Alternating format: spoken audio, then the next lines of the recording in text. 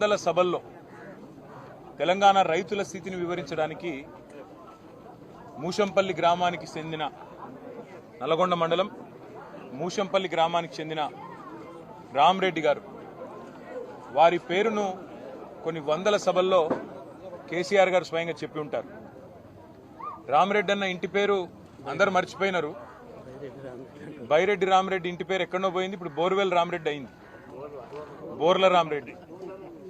బోర్ల రామరెడ్డి గారు అనే పేరుతో మరి తెలంగాణ వ్యాప్తంగా అందరికీ తెలిసిన కేసీఆర్ గారి ద్వారా అందరికీ పరిచయమైన మా రామరెడ్డి అన్నను చూడడానికి కలవడానికి, అదే మాదిరిగా మొన్న మధ్యన ఒక 20-25 రోజుల కిందట గన్నెబోయిన మల్లయ్య యాదవ్ గారు, నిజంగా ఆ వీడియో చూసిన తర్వాత మనసు ఉన్నవారు ఎవరైనా సరే మనసు నిజంగా కూడా బాధపడే విధంగా కలత చెందే విధంగా తన గుండె లోతుల్లోంచి మాట్లాడిన మాటలు, గన్నెబోయిన మల్లయ్య గారు మాట్లాడిన మాటలు రెండు చూసిన తర్వాత మూషంపల్లికి రావాలి, ఈ రామరెడ్డి అన్నని ఇదివరకు కలిసినా కానీ ఆ మల్లన్నను కూడా కలవాలి, ఈ రామరెడ్డి అన్నను కూడా కలవాలని చెప్పి ఇవాళ ఇక్కడికి రావడం జరిగింది.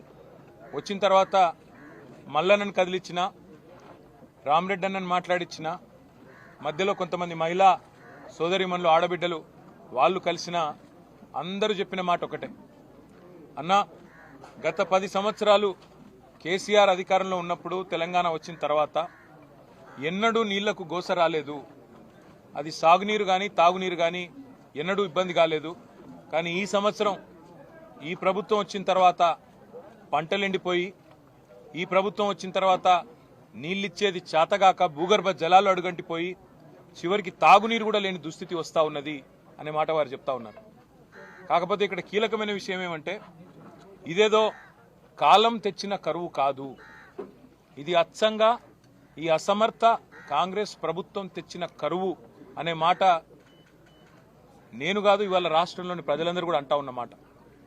ఒకవైపేమో కాళేశ్వరం ప్రాజెక్టు విఫల ప్రాజెక్టుగా చిత్రీకరించి అందులో ఏదో జరిగిపోయింది అనే ఒక భ్రమ కల్పించి కాళేశ్వరమే ఫెయిల్యూర్ అనే ఒక బద్నాం చేయడానికి ఉద్దేశపూర్వకంగా అక్కడ నీళ్లు ఉండి నీళ్లు ఇవ్వకుండా నిన్న కేసీఆర్ గారు నల్లగొండకి సూర్యాపేటకు వచ్చిపోతే ఆ దెబ్బకు జడిసి 5 తారీఖు నాడు కేసీఆర్ గారు కరీంనగర్కు వస్తున్నారంటే ఆ దెబ్బకు జడిసి నిన్న Nandi pump house, Gayatri pump హౌజులో నిన్న నీళ్లు చాలు చేసి ఎల్లంపల్లి నుంచి నీళ్లు ఎత్తిపోసి ఇవాళ కరీంనగర్లో అక్కడ నీళ్లు ఇస్తా ఉన్నారు.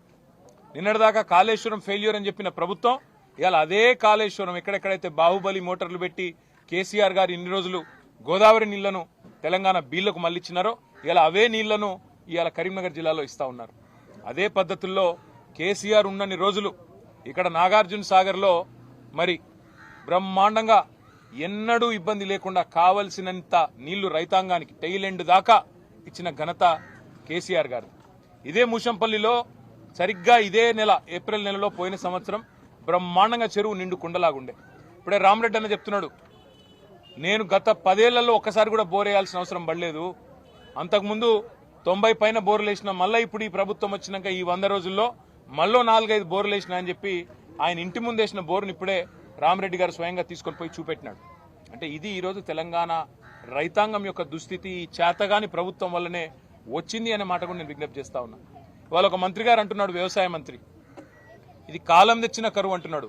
అయ్యా మంత్రి గారు, ఇది కాలం తెచ్చిన కరువు కాదు, చేతగాని నీ ప్రభుత్వం, చేతగాని కాంగ్రెస్ తెచ్చిన కరువు, 100% నీళ్లుండి ఇవ్వలేని అసమర్థ ప్రభుత్వం తెచ్చిన కరువు. మీకు 110 రోజులు సరిపోలేదా? మూడు పిల్లర్లలో సమస్య వస్తే 3 నెలలు సరిపోలేదా? సమస్య రెక్టిఫై చేసి దాన్ని సరిదిద్ది నీళ్ళు ఇచ్చేదానికి సరిపోలేదా? నిజంగా మా జగదీష్ రెడ్డి గారు చెప్తా ఉంటే నేనేమో అనుకున్నా, 100 రోజుల్లో నిజానికి 100 టీఎంసీలు లిఫ్ట్ చేసే అవకాశం ఉండే, పంటలు ఎండిపోకుండా చూసుకునే పరిస్థితి ఉండే. కానీ ఇరాల ఈ కాంగ్రెస్ ప్రభుత్వం కేవలం కేసీఆర్ను బద్నాం చేయాలి, ఏదో ఒక చేసి మళ్ళీ ఒకసారి ఆ ప్రాజెక్టు విఫల ప్రాజెక్టుగా చూపెట్టాలనే ఒక చిల్లర తాపత్రయంతో ఇవాళ ఈ రకమైన పరిస్థితి అవస్థ రైతాంగానికి తీసుకొచ్చిన మాట వాస్తవం. అందుకే రాష్ట్ర ప్రభుత్వాన్ని నిన్ననే మా నాయకుడు కేసీఆర్ గారు డిమాండ్ చేసినట్టుగా మేము డిమాండ్ చేస్తా ఉన్నాం. ఎకరానికి ఎక్కడెక్కడైతే పంట నష్టం ఇవాళ లక్షల ఎకరాల్లో జరిగిందో ఎకరానికి 25,000 రూపాయలు పంట నష్ట పరిహారం చెల్లించాల్సిందే. తప్పకుండా ఇది మీరు తెచ్చిన కరువు, మీరు తెచ్చిన సమస్య, రైతాంగానికి ఇది మీరు పెట్టిన ఒక తెచ్చిన దుస్థితి. కాబట్టి 25,000 నష్టపరిహారం ఇచ్చి తీరాల్సిందే. నెంబర్ 1. నెంబర్ 2, ఇప్పటి వరకు ఒక్క మంత్రి గాని ముఖ్యమంత్రి గాని రైతుల దగ్గరికి వచ్చి పలకరించిన పాపాన పోలేదు. వాళ్ళ ప్రధాన ప్రతిపక్షంగా బీఆర్ఎస్ ఏమో మొత్తం వ్యవసాయ క్షేత్రాలు తిరుగుతుంటే, పంట పొలాలు తిరుగుతుంటే, ఎక్కడికక్కడ రైతులను కలిసి వారిలో ధైర్యాన్ని నింపే ప్రయత్నం చేస్తుంటే, స్వయాన ప్రధాన ప్రతిపక్ష నాయకుడు కూడా ఇవాళ ఆయన ఆరోగ్యాన్ని లెక్క చేయకుండా, వయసును లెక్క చేయకుండా ఇవాళ 3-4 జిల్లాలు తిరిగి మరీ రైతులను పరామర్శించి ధైర్యం చెప్తుంటే ముఖ్యమంత్రి గారు ఎక్కడున్నారండి? మంత్రివర్గం ఎక్కడున్నది? రైతాంగానికి ధైర్యం చెప్పే బాధ్యత మీ మీద లేదా? మీరే కదా చెప్పింది. పొంకనాల పోతిరెడ్డి గారు, రేవంత్ రెడ్డి గారు 2 లక్షల రుణమాఫీ చేస్తా డిసెంబర్ 9 నాడని డైలాగులు కొట్టింది ఎవరు? మీరు కాదా? మరి ఎక్కడ పోయింది నీ 2 లక్షల రుణమాఫీ? అందుకే మేము రాష్ట్ర ప్రభుత్వాన్ని డిమాండ్ చేస్తా ఉన్నాం, 2 లక్షల రుణమాఫీ కూడా చేసి తీరాల్సిందే. ఇన్నాళ్ళు నీళ్లుండి కూడా మోసం చేసినందుకు రైతాంగానికి క్షమాపణ చెప్పాల్సిందే. అదే మాదిరిగా అన్నింటికన్నా ముఖ్యంగా ఇవాళ తీవ్రమైన దుస్థితిలో ఉన్న రైతులను కాపాడుకోవడానికి ఒకవైపు నష్టపరిహారం ఇవ్వాల్సిందే. ఇంతవరకు రైతు బంధు కూడా మొత్తం వేయలేదు. రైతు బంధు కూడా ఇంతవరకు మొత్తం వేయలేదు. రైతు బంధు కూడా మొత్తం చెల్లించాల్సిందే. 15,000 అన్నారు మీరు ఇస్తా అని, కానీ 10,000 కూడా ఇవ్వలేని అసమర్థులు మీరు. కాబట్టి రాష్ట్ర రైతాంగానికి మేము చేసే విజ్ఞప్తి ఒకటే, మీ పక్షాన భారత రాష్ట్ర సమితి ఉంది, కేసీఆర్ గారు ఉన్నారు.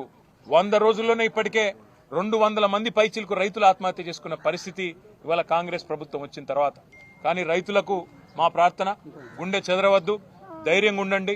మీకోసం కేసీఆర్ గారు స్వయంగా తిరుగుతా ఉన్నారు. 5 తారీఖు నాడు కేసీఆర్ గారు కరీంనగర్ జిల్లా కూడా పర్యటించబోతా ఉన్నారు. రాజన్న సిరిసిల్ల జిల్లా కూడా రాబోతా ఉన్నారు. తప్పకుండా రాష్ట్ర వ్యాప్తంగా ఆందోళనలకు శ్రీకారం చుడతాం.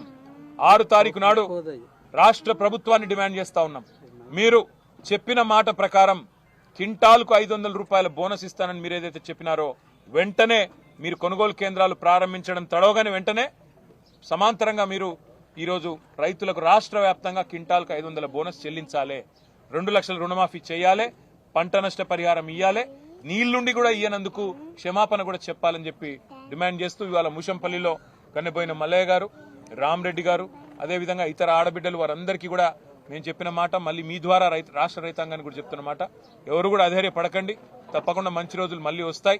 కేసీఆర్ గారు, మేము, మీ అందరం కూడా మీకోసం పోరాటాన్ని కొనసాగిస్తూనే ఉంటాం.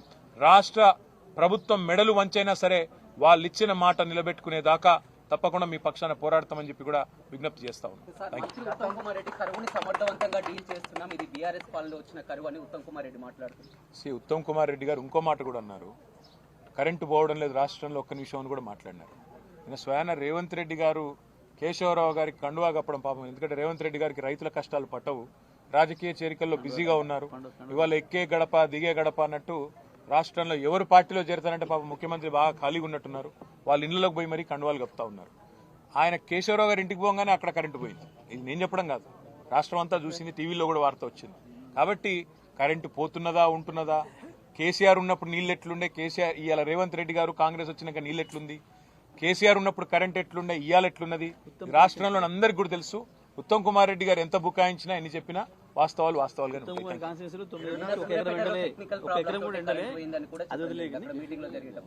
ఉత్తమ్ కుమార్ రెడ్డి గారి కాన్స్టిట్యూన్సీలో 9 సంవత్సరాల నుంచి 1 ఎకరం పంట ఎండలే. తెలంగాణ ప్రభుత్వం పోయినాకనే కదా ఇప్పుడు ఎండింది పంటలు 20,000. నేను ఇంకొక మాట అంటున్నా, ఉత్తమ్ కుమార్ రెడ్డి గారు ధైర్యం ఉంటే మీరు మీ మంత్రులు ఫీల్డ్కి రండి, రైతులను కలవండి, రైతుల దగ్గర ఈ మాట చెప్పండి, ఇది కరెంటు పోతలేదనే మాట, సమర్థవంతంగా ఎదుర్కొంటున్నామనే మాట, ఇబ్బంది లేదనే మాట.